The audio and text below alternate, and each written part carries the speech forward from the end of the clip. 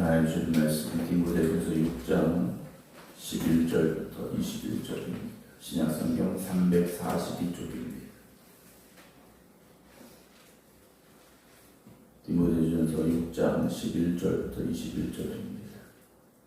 오직 너 하나님의 사람아 이것들을 피하고 의와 경건과 믿음과 사랑과 인내와 온유를 따르며 믿음의 선한 싸움을 싸우라. 영생을 취하라. 이를 위하여 네가 부르심을 받았고 많은 증인 앞에서 선한 증언을 하였도다.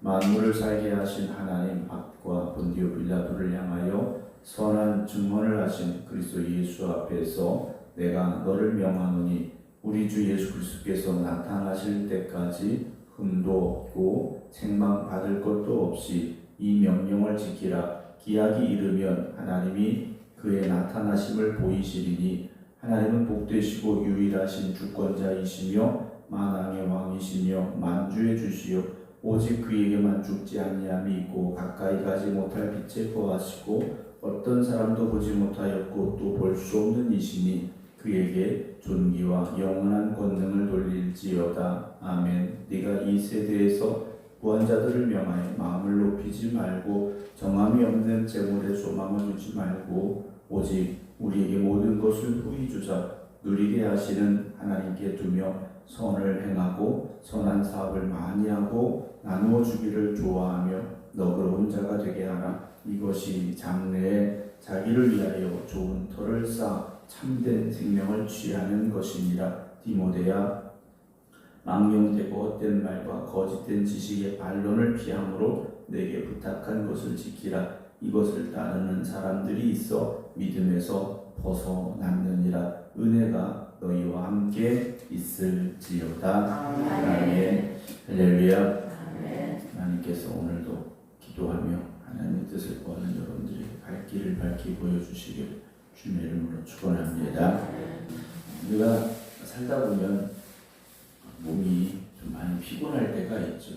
그러면 우리가 이렇게 하는 말이 있어. 오늘은 피곤하고 몸도 힘든데 밥하기 귀찮다, 밥 먹기도 귀찮다, 이런 생각, 또 이런 말을 할 때가 있죠. 그렇다고 해서 우리가 영원히 밥을 안 먹고 살 수는 없는 거지 않습니까?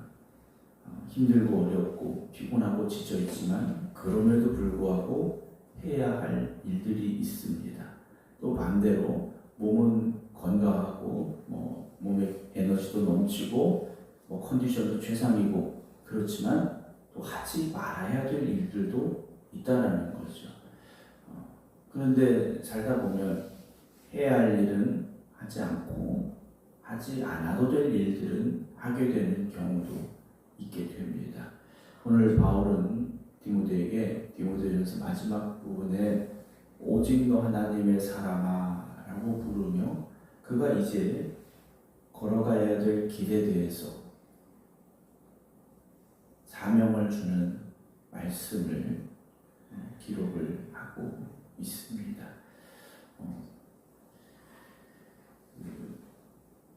우리가 설탕이라든가 이런 거 있지 않습니까?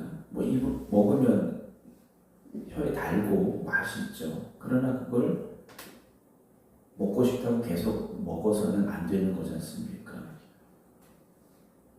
근데 우리의 마음이라는 것이요, 어찌 보면 하나님이 기뻐하시지 않는 것들을 더 좋아하게 되고 더 끌리게 되고 또 그 길로 가게 된다라는 거죠. 오히려 더 힘써야 되는 것들은 피곤하니까, 힘드니까, 시간 없으니까, 어제도 했으니까 하면서 건너뛰고 또 게을리하게 된다라는 거죠. 오늘 새벽에도 좀 앞에 나오셨습니다. 새벽에 나와서 기도한다라는 것, 또 새벽에 깨어서 또 각자의 기도의 자리에서 기도한다라는 게 참 힘들죠. 피곤하기도 하고 1년에 새벽 기도 내가 그래도 몇 번을 하는데 하면서 넘어가게 되는 경우들도 있을 수 있습니다.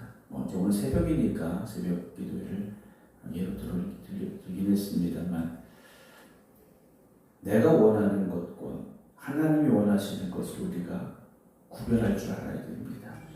내가 원하는 건 사실 좀 더 편하고 좀 더 세상적이고 이런 것들을 내가 원하게 되죠. 그러나 하나님이 원하시는 건 그게 아니다라는 겁니다. 오늘 바울은 디모데에게 오직 너 하나님의 사람아 하면서 피해야 될 것과 따라야 될 것, 싸우는 것, 취하는 것에 대해서 네 가지를 먼저 말하고 네 가지 종류를 먼저 말하고 있는데 이것들을 피하라 그랬습니다. 어제까지 드렸던 피해야 될 것, 하지 말아야 될 것 이런 것들을 피하라 그랬어요. 그러면 피하고 그 다음에 어떻게 합니까? 의와 경건과 믿음과 사랑과 인내, 온유를 따라가라 그랬습니다. 따라가야 된다라는 거죠. 그렇게 살라는 겁니다. 의와 경건과 믿음과 사랑과 인내와 온유함으로 살아가야 됩니다. 오늘 저와 여러분들이 그렇게 살아가야 됩니다. 다른 거 아닙니다. 그리고 믿음의 선한 싸움을 싸워야 됩니다. 우리가 싸워야 되는데 그냥 싸워라 이게 아니지 않습니까? 믿음의 선한 싸움을 싸우는 삶이 되어져야 됩니다. 영적인 전쟁터에 서야 된다는 것이고요. 그리고 그러함으로 인하여서 어떻게 됩니까? 영생을 취하라 그랬습니다. 영생을 바라보는 사람은 믿음의 선한 싸움을 싸우는 사람들이 될 수밖에 없고요. 의와 경건과 믿음과 사랑과 인내와 온유를 따라가는 삶이 될 수밖에 없고 바울이 경고하고 금했던 피해야 될 것들은 피하는 사람이 된다라는 거지 않습니까? 바울은 디모데에게 이렇게 하라 그럽니다. 그리고 네가 많은 증인 앞에서 선한 증언을 했기 때문이다라는 거죠. 네가 그렇게 살기로 고백했다라고 말하지 않습니까? 그리고 그렇게 네가 부르심을 받았다고 말해요. 오늘 저와 여러분도 이렇게 살라고 부르심을 받은 사람들입니다. 뭐 인생 뭐 있어 그냥 내 마음대로 살면 되지 이렇게 살라고 하나님 우리를 부르신 게 아니라는 거죠. 하나님의 사람으로 살라고 우리를 부르신 겁니다. 그래서 우리는 하나님의 사람답게 살아야 되는 거죠. 누구에게 속한 겁니까? 하나님에게 속한 사람이라는 겁니다. 하나님에게 속해서 하나님의 사람이 되었으니 당연히 그렇게 살아야 되겠죠. 13절 만물을 살게 하신 하나님 앞과 본디오 빌라도를 향하여 선한 증언을 하신 그리스도 예수 앞에서 내가 너를 명하노니 바울의 고백을 다시 한번 보면요. 만물을 살리시는 하나님이십니다. 죽어가는 우리도 다시 살리신 하나님이시고요. 예수님은 어떤 분이십니까? 본디오 빌라도를 향하여 어찌 보면 예수님의 생사를 쥐고 있는 사람 앞에서조차도 선한 증언을 하셨다 라고 바울은 예수님에 대해서 이렇게 고백을 하고 있죠. 오늘 저와 여러분들은 어떤 수식어가 붙을 수 있습니까? 우리의 이름 앞에 나를 설명해 줄 수 있는 어떤 말, 어떤 단어가 붙을 수 있겠는가라는 거죠. 우리가 정말 믿음의 사람이다. 정말 선한 사람이다. 정말 열심히 있는 사람이다. 하나님의 사람이다. 우리가 이런 수식어가 붙을 수 있어야 됩니다. 그리고 그런 믿음의 삶을 살아가야 되는 거죠.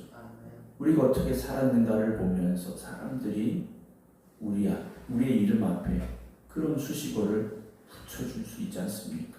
하나님께서도 그렇게 우리를 부르실 수 있지 않습니까?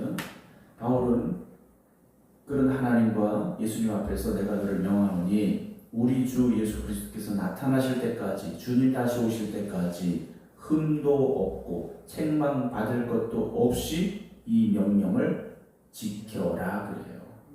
이건 이렇게 했으면 좋겠다 이게 아닙니다. 반드시 그렇게 살아가라. 바울은 디모데에게 명령을 하고 있지 않습니까? 여러분 우리가 하나님의 말씀을 들을 때 하나님의 말씀을 받을 때 명령으로 받아야 된다라고 말씀을 드리지 않습니까? 우리에게 선택을 하라고 주시는 게 아니에요. 이렇게 살라고 명령하시는 겁니다. 그러면 고민할 필요가 없지 않습니까? 명령 앞에서 우리가 왜 고민합니까? 결정권은 하나님께 있는 거지 않습니까? 우리는 말씀을 듣고 순종함으로 가면 된다는 거죠.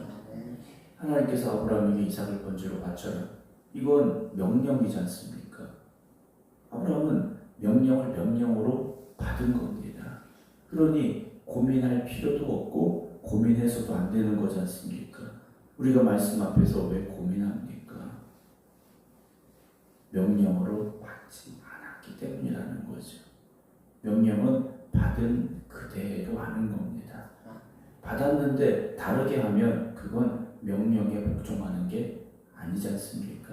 15절 기약이 이르면 하나님 그의 나타나심을 보이시리니 하나님 복되시고 유일하신 주권자이시며 만왕의 왕이시며 만주의 주시 오직 그에게만 죽지 아니함 있고 가까이 가지 못할 빛에 거하시고 어떤 사람도 보지 못할 것도 볼 수 없는 이시니 그에게 존귀와 영원한 권능을 돌려라 그랬습니다.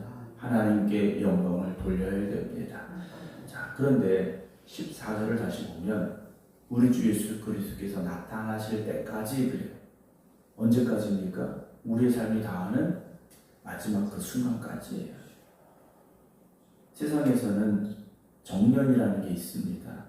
그래서 그 정년까지만 열심히 일하면 돼요. 또 어떤 기한이라는 게 있습니다. 기간이라는 게 있지 않습니까?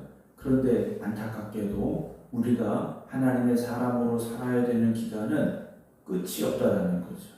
주님이 먼저 오시든지 우리가 먼저 주님 앞에 가든지 그때까지 이렇게 살라고 말씀을 하시는 거예요. 만약에 군대에 간 군인들에게 젊은이들에게 제대 날짜가 없다 그러면 다 탈영할 겁니다. 어떻게 끝도 없는 군생활을 할 수 있겠습니까? 그런데 믿음으로 산다라는 건 끝이 없습니다. 그래서 사실 힘들다라는 거죠. 이렇게 사는 걸 1년만 살아라 5년만 살아라 이러면 할 수 있겠죠. 그런데 주님 오시는 그날까지 그렇게 살아야 된다 라고 바울은 디모데에게 말하고 있습니다. 그래서 우리가 변화되어야 됩니다. 옛사람이 죽어야 됩니다. 그렇지 않고는 우리가 주님 오시는 날까지 이렇게 살 수가 없다라는 거죠. 당분간은 그렇게 살 수 있습니다. 그러나 내 옛사람이 죽지 않으면 다시 또 돌아갈 수밖에 없다라는 거죠. 다시 그 생각들이, 그 행동들이, 그 말들이 나오게 된다라는 겁니다. 오늘도 우리 옛사람이 죽어지고 성령으로 거듭나는 삶이 되리라 합니다. 기도하고 살아갈 수 있기를 주의 이름으로 축원합니다. 17절 보면요. 네가 이 세대에서 부한자들을 명하여 마음을 높이지 말고 정함이 없는 재물에 소망을 두지 말고 라고 말합니다. 세상 이 시대의 부한자들을 명하여 마음을 높이지 말라. 가진 것이 많다고 교만할 필요가 없는 것이고요. 정함이 없는 재물에 소망을 두지 말라고 말합니다. 여러분 세상의 것에 소망을 두지 마십시오. 물론 열심히 사시고 또 노후도 준비하시고 저축도 많이 하세요. 그러나 그것에 소망을 두지 말아야 됩니다. 우리의 소망은 오직 하나님께 있어야 됩니다. 오직 우리에게 모든 것을 후히 주사 누리게 하시는 하나님께 두며 그 다음에 어떻게 살아야 됩니까? 선을 행하고 선한 사업을 많이 하고 나누어 주기를 좋아하고 너그러운 자가 되게 하라 그랬습니다. 이것이 장래 자기를 위하여 좋은 터를 쌓아 참된 생명을 취하는 것이다. 하나님 나라의 영원한 생명을 사모하며 우리가 살아가야 되죠.